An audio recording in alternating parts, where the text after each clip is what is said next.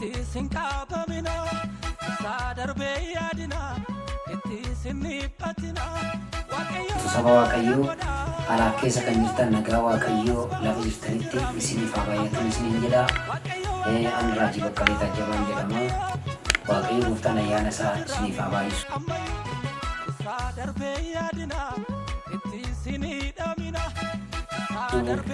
Sagalee waaqayyoo keessaa Isaayaasii boqonnaa 45 lakkoofsa 2 isaa kana jedha. Qiiros immoo ani si duraa deemee isa ol ka'e hundumaa gadi nan deebisa. Balbala sibiila boran jirraa hojjetamanis nan caccabsa. Danqaraa sibiilas nan urreessa.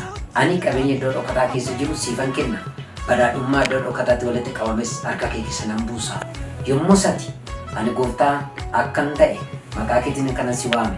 Waaqayyo kana dubbii waaqayyoo akkuma dubbatu namoonni gara waaqayyootti gaafa dhufan waaqayyo fuula isaanii dura waan ulfaataa waan rakkisaa dura isaaniitti akka kaasu haala kan keessatti waan dhokataa waan isaan irra ija isaanii hin agarre waaqayyo akka isaaniif laatu sagalee waaqayyootti lafa kaa'aa. Namoonni waaqayyo egaa dubbii sagalee waaqayyoo gaafa dubbatu waa'ee Qiiros bal'inaan lafa kaa'a. Bara kana keessas wantoonni jireenya keenya gararraa ta'anii jireenya keessan gararraa ta'anii nama rakkisan baay'een isaanii furmaanni isaa dubbii sagalee waaqayyooti. Kanaaf namni hundumtuu haalas kan jirtan keessas kan jirtan lafa adda addaa teessanii kan jirtan ammatti illee waaqayyo ayyaana isaa isiniif haa baay'isu. Waldaan keenya waldaa labsisuu Kiristoos fannifame guutuu addunyaa jedhama. Namoonni dhuftanii sagantaa keenya hirmaachuu barbaadan roobii sagantaan keenya sa'aatii 2 walakkaadhaa hanga sa'aatii 8tti yeroo fayyinaa namoonni dhukkubsatan dhibee adda addaa kan qaban dhukkuba kaanserii, dhukkuba HIV akkasuma dhukkuba mataa rakkoo addaa dhukkuba miilaa kan qaban gantaa kan akka hirmaattan waaqayyo isin haa gargaaru isin jaalanna isinii kadhanna. Akkasuma immoo namoota qaama miidhamummaa qaban harki isaanii miilli isaanii ijji isaanii kan hin agarre yoo jiraatan yoo dhufan deeggarsi maallaqaa isaanii godhama jechuudha. Argama keenyaa Buraayyuu Keellaa iddoo jedhamutti argamna. Namni kamiyyuu dhuftanii sagantaa keenya hirmaachuu hin dandeessu. Daandii Buraayyuu Keellaa geessu gubbaarraa taaskii taraa irraa asii gadee meetira 50 gara kaambii Chaayinaatti yoo gadi seentan kallattumaan argachuu dandeessu jechaadha.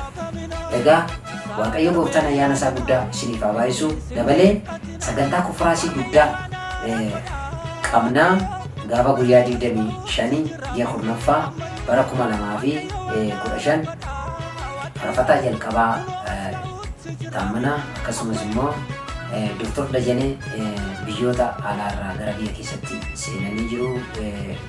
Waaqayyo gooftaan ayyaana isaa guddaa isiniif haa baay'isu. Keessummoonni keenya kan biyya alaatti dhufanis biyya keessatti lixanii jiru. Jabaadhaa sagantaa kana hirmaadhaa isiniin jenna.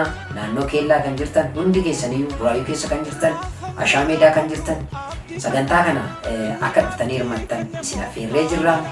Akkasuma sagantaa keenya kan guyyaa sanbataa idilee itti fufa. Namni kamiyyuu hirmaadhaa.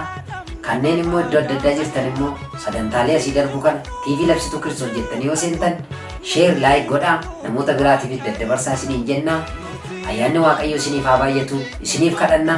Kan hojiin isin jalaa dhaabatee jiru daldalli keessan kan isin jalaa dhaabatee jiru akkasuma immoo ayyaana waaqayyoo iddoo qabdanii tajaajiluu kan dadhabdan kottaan wajjin hin kadhadhaa. Ayyaanni waaqayyoo dachaa guddaa isiniif akka baay'atu isiniif kadhanna. Kan hojii dhabdanii rakkachaa jirtan dokumentii keessa fidaa irratti isinii kadhanna. Zayita adda addaa qabadhaa kottaa irratti isinii kadhanna. Bishaan irratti kan barbaadan isinii kadhanna. Kan firoonni keessan dhukkubsatan fidaa kottaa isiniif kadhanna. Guyyaan kadhannaa keenyaa roobii guyyaa guutuu akkasuma immoo sanbata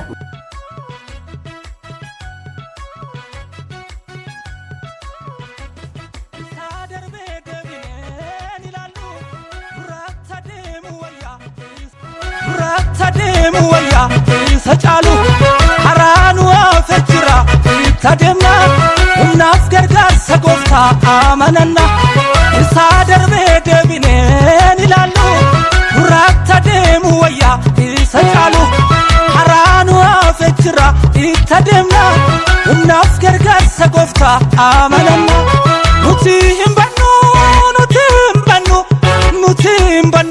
waaqayyo jira. Nuti impannu kakutu jira.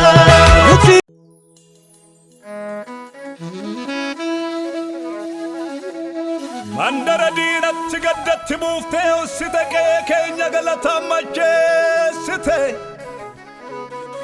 Qe'ee diinatti bonatti buuftee gogsite qe'ee keenya galataan dhoqqeessite. Galataan dhoqqeessite, galataan dhoqqeessite. Mootii ko mootii guddaa sira kan hin qabne mudaa dadhabaaf si waan gaarii yaada. Gadda keenya gammachuutti boo'icha keenya kolfatti jijjiirtee nu argisiifte waan oodaa. Nuuf goote waan guddaa, nuuf goote waan guddaa. Yaa ulfaataa koo yaasa ulfaattu tulluu caala. Siif yoo maal jedhe siif saree jecha kamtu si mala. Si malee eenyureenni gatamoota lafaa kaasu. Tuullaa kosii keessaa fuudhee barcuma ulfinaarra teessisu. Karra duraa fuudhee farda mootii yaabsisu. Farda mootii yaabsisu. Farda mootii yaabsisu.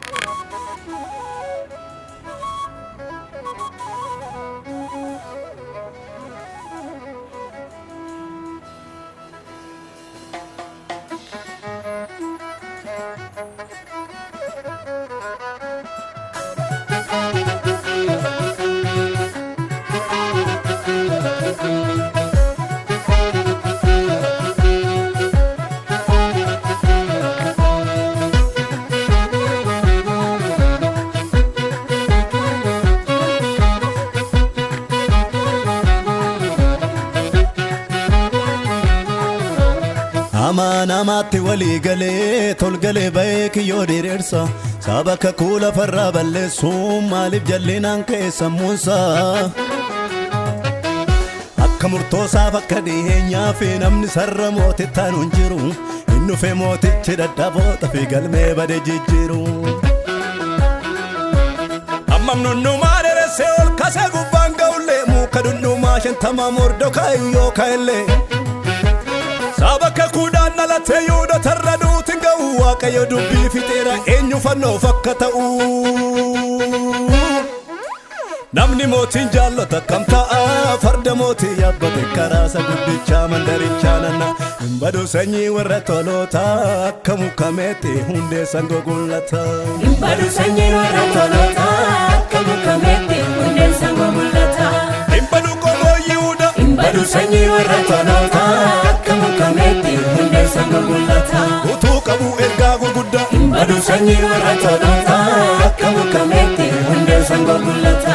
Ergaa Isaayyaasiin dubbate. Hin badu sanyii warra tolootaa akka mukameetti hundeessan gogullata. Tokko namni inni chafarraajiin dubbate. Hin badu sanyii warra tolootaa akka mukameetti hundeessan gogullata. Kakuu dubbatames raawwate. Hin badu sanyii warra tolootaa akka mukameetti hundeessan gogullata. Waggoota lakkaa'us Yesuus dhufee dhalate. Hin badu sanyii warra tolootaa akka mukameetti hundeessan gogullata.